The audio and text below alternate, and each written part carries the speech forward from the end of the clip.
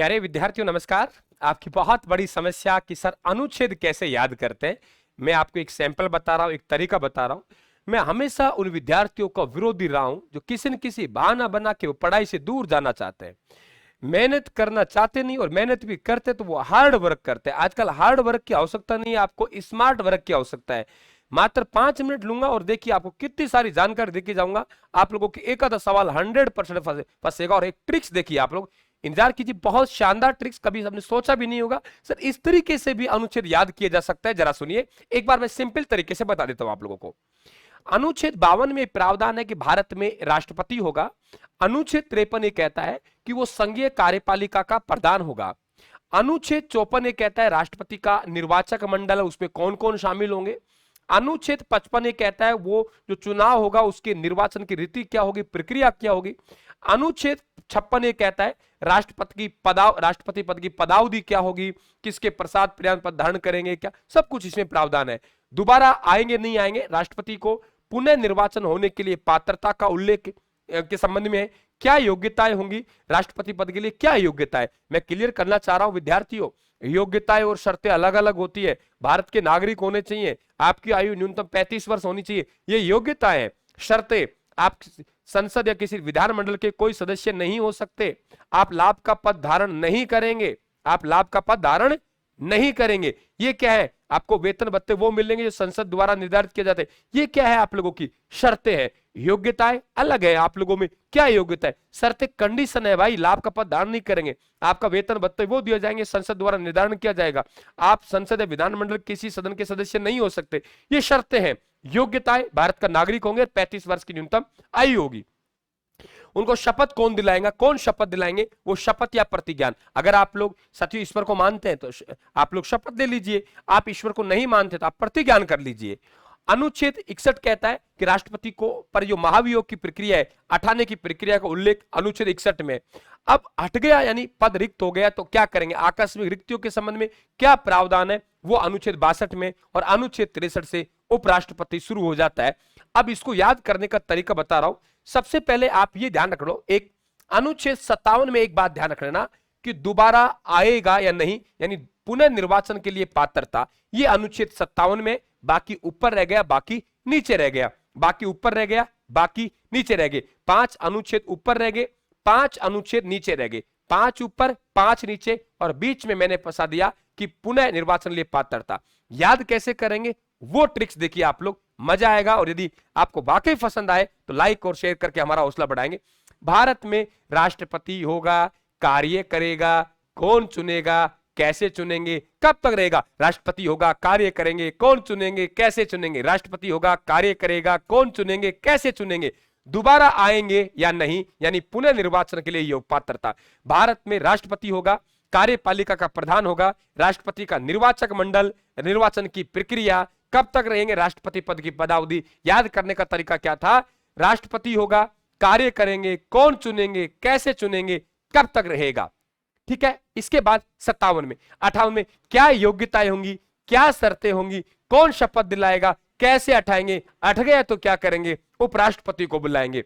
क्या योग्यताएं होंगी, क्या शर्तें होंगी, कौन शपथ दिलाएगा, कैसे हटाएंगे, हट गए तो क्या करेंगे, उपराष्ट्रपति को बुलाएंगे। अनुच्छेद 58 में योग्यताओं को उल्लेख है, अनुच्छेद 59 में राष्ट्रपति पद के लिए शर्तों को उल्लेख है, कौन शपथ दिलाएगा, शपथ या प्रतिज्ञान का उल्लेख अनुच्छेद 60 में, कौन हटाएंगे, राष्ट्रपति पर महाभियोग की प्रक्रिया जो संसद में चलाई जाती है, अनुच्छेद 61। हट गया, पद रिक्त हो गया तो क्या प्रावधान है, उपराष्ट्रपति कार्य करेंगे, और उपराष्ट्रपति को पद का प्रावधान है अनुच्छेद 63 में। तो ये महत्वपूर्ण अनुच्छेद आप लोगों को याद करना है विद्यार्थियों, इस प्रकार से आपको याद करना है। बने रहे हमारी शॉर्ट क्लास में। थैंक यू, धन्यवाद, राम राम साहब। प्यारे साथियों को नमस्कार, राम राम। रायथान क्लासेज में फिर से स्वागत है आप लोगों का। आप लोगों को कैसे पढ़ना है, मेरा हमेशा युद्ध चला है, वो ये है कि हमें हार्ड वर्क नहीं करना, एक स्मार्ट वर्क करना है। राज्यपाल से संबंधित 2-3 घंटे क्लास को मात्र मैं 5 मिनट में देके जा रहा हूं साथियों। आपका मन चाहिए, और यदि आप लोगों का वाकई लगे गुरुजी दिल से काम कर रहे हैं, आपने हमारे दिल को छू लिया, तो क्लास को लाइक और शेयर करके मेरा हौसला अफजाई जरूर करेंगे। चैनल को सब्सक्राइब कर लेंगे। पीडीएफ आप लोगों को रायथान के टेलीग्राम पर ये मिलती रहेगी। राज्यपाल। देखिए अनुच्छेद 153 की हम लोग बात करें तो वहां आपको पहले मैं वैसे बता दूं, फिर इसको ट्रिक से याद कराऊंगा आप लोगों को, लेकिन एक बार सामान्य बात करते हैं हम लोग। राज्य में राज्यपाल होगा, ये अनुच्छेद 153 में उल्लेखित है। फिर जस्ट मैं 2 मिनट बाद आपको ट्रिक बता रहा हूं। वो राज्य की कार्यपालिका का मुखिया होगा, अनुच्छेद 154 में। राज्यपाल की नियुक्ति के संबंध में अनुच्छेद 155 है। राज्यपाल की पद की पदावधि है 156 में है। और राज्यपाल पद के लिए योग्यता है वो अनुच्छेद 157 में है। राज्यपाल पद के लिए शर्त है वो अनुच्छेद 158 में है। राज्यपाल पद की शपथ है वो अनुच्छेद 159 में है।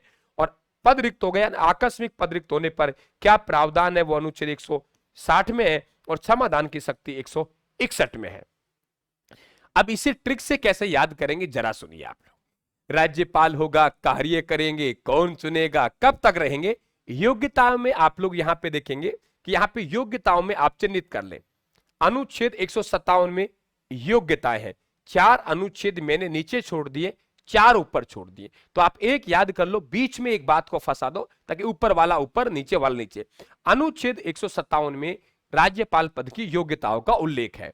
तो हम गीत गा रहे, राज्यपाल होगा, कार्य करेगा, कौन चुनेगा, कब तक रहेगा। अनुच्छेद 53, अनुच्छेद 153, 154, 155, 156। राज्यपाल होगा, कार्य करेगा, कौन चुनेगा, कब तक रहेंगे, क्या योग्यताएं होंगी, क्या शर्तें होंगी, कौन शपथ दिलाएगा, पद रिक्त होंगे तो क्या करेंगे, पद रिक्त होंगे तो क्या करेंगे। अनुच्छेद 153 लिख लेना, 2-3 बार बोलेंगे याद हो जाएगा कि भारत में एक राज्य का राज्यपाल होगा, अनुच्छेद 153 में। और 7वें संविधान संशोधन द्वारा प्रावधान कर दिया गया कि एक ही व्यक्ति 2 या 2 से अधिक राज्यों के राज्यपाल हो सकते हैं, लेकिन उनका वेतन का जो निर्धारण है वो भारत का राष्ट्रपति करेगा, कौन से राज्य को किस अनुपात में देना है। राज्य कार्यपालिका का मुखिया हमारी संसदीय शासन प्रणाली है, और संसदीय शासन प्रणाली में राज्य की कार्यपालिका का मुखिया है वो राज्यपाल होता है। होता तो नाम मात्र का है कि वास्तविक शक्तियां किसके पास होती है, वास्तविक शक्तियां मुख्यमंत्री जी के पास होती है। तो ध्यान रखें, राज्य की कार्यपालिका का मुखिया होगा वो आपके राज्यपाल होगा, वो अपन स्वयं या अपने अधीनस्थों के द्वारा वो कार्य काम करेंगे। कौन चुनेगा राज्यपाल की नियुक्ति, राज्यपाल की नियुक्ति राष्ट्रपति द्वारा की जाती है, और विशेषकर केंद्र सरकार यानी प्रधानमंत्री की सिफारिश पे की जाती है। ध्यान रखें, हम बात करें कब तक रहेंगे राज्यपाल पद की पदावधि 5 साल की होती है साथियों, लेकिन वो राष्ट्रपति के प्रसाद पर्यंत पद धारण करते हैं, उनकी इच्छा पर पद धारण करते हैं, वो कभी भी हटा सकते हैं। यहाँ पे प्रसाद पर्यंत का मतलब है राष्ट्रपति का कि केंद्रीय मंत्री परिषद यानी प्रधानमंत्री जी की आप लोगों की इच्छा, उसका मतलब है सिफारिश अनुशंसा, और वो अपना त्याग पत्र देके भी वो अपना पद छोड़ सकते हैं। क्या योग्यताएं होंगी, 2 योग्यताओं का उल्लेख है, वो 35 साल का न्यूनतम आयु होनी चाहिए, भारत का नागरिक होना चाहिए, 2 योग्यताओं का उल्लेख है। वैसे तो और भी परंपरा है कि संबंधित राज्य का राज्य निवासी नहीं होना चाहिए, सक्रिय राजनीति में भागीदार नहीं होना चाहिए, बहुत से कारण है। क्या शर्तें होंगी, शर्तें अलग है। शर्तें नंबर 1 कि आप ऐसा है कि संसद या किसी विधानमंडल के सदस्य नहीं होने चाहिए, और आपने जिस दिन पद ग्रहण किया यदि है तो उस दिन से आपका पद रिक्त माना जाएगा, आप लाभ का पद धारण नहीं करेंगे, आपको वेतन वो दिया जाएगा जो राज्य की संचित निधि में संसद द्वारा निर्धारित की गई है। वेतन राज्य की संचित निधि से दिया जाएगा, पेंशन है वो केंद्र की संचित निधि से दिया जाएगा, और वो वेतन भत्ते दिए जाएंगे जिनका निर्धारण संसद करेगी, विधानमंडल कोई रोल नहीं है। कौन शपथ दिलाएगा, राज्यपाल पद को शपथ दिलाने का काम संबंधित राज्य के मुख्य न्यायाधीश का होता है, और मुख्य न्यायाधीश अनुपस्थित है तो वहां जो वरिष्ठतम न्यायाधीश है उनके द्वारा शपथ दिलाई जाएगी। पद रिक्त हो गए तो क्या प्रावधान करेंगे, पद रिक्त होने पर प्रावधान है, देखो पहली बार तो वो 5 साल कार्यकाल होता है, 5 साल का कार्यकाल होगा, वो तब तक उनका कार्यकाल होगा, उससे पहले नियुक्त कर लिया जाता है, लेकिन फिर भी उनका उत्तराधिकारी नहीं आएंगे तब तक वो पद में बने रहेंगे। लेकिन कई बार आकस्मिक कंडीशन बन गई, उन्होंने त्याग पत्र दे दिया या उनका निधन हो गया, अब क्या करें, तो आप प्रावधान कौन करेंगे, राष्ट्रपति। और प्रावधान क्या है, प्रावधान ये है कि क्या प्रावधान है, प्रावधान ये है कि वो आप राज्य का जो मुख्य न्यायाधीश है वो कार्यवाहक न्यायाधीश के रूप में काम करेगा, उनको समस्त वेतन भत्ते उपलब्धि वही प्राप्त होंगी जो कि राज्यपाल को होती थी। ठीक है, यहां पे हम लोग बात करते हैं आप लोगों की 161 में क्षमादान की शक्ति, अनुच्छेद 72 में राष्ट्रपति को क्षमादान की शक्ति दी गई है, यहां 161 में दी गई है, किसी दंड को कम करना, किसी दंड को माफ करना, समझ गए, लघुकरण करना। ठीक है, लेकिन ध्यान रखें राष्ट्रपति और राज्यपाल की यहां क्षमादान की शक्तियों में अंतर है। राष्ट्रपति है जो मृत्यु दंड को भी माफ कर सकते हैं, ये नहीं कर सकते राज्यपाल। और सैन्य न्यायालयों का जो मामला है उनमें राष्ट्रपति करेंगे, राज्यपाल नहीं करेंगे। तो राष्ट्रपति जी पावरफुल है, मृत्यु दंड का भी है, कोर्ट मार्शल के मामले सुनने का भी अधिकार है, इनको भी नहीं ध्यान रखें नहीं है। और आपके अनुच्छेद 361 होती है जिसमें राज्यपाल को, राष्ट्रपति को और राज प्रमुखों को गिरफ्तारी संबंधित संरक्षण दिया गया है। कई बार पूछता है कि राष्ट्रपति, राज्यपाल और राज प्रमुखों को संरक्षण कौन से अनुच्छेद में दिया गया है? अनुच्छेद 361 में। तो मित्रों, कैसा लगा हमारा प्रयास? बिल्कुल हौसले के साथ लड़ेंगे, हम आपके साथ हैं, आप हमारे साथ रहिए, हम आपके साथ हैं, निश्चित तौर से बड़ा काम करेंगे। थैंक यू सभी को, धन्यवाद।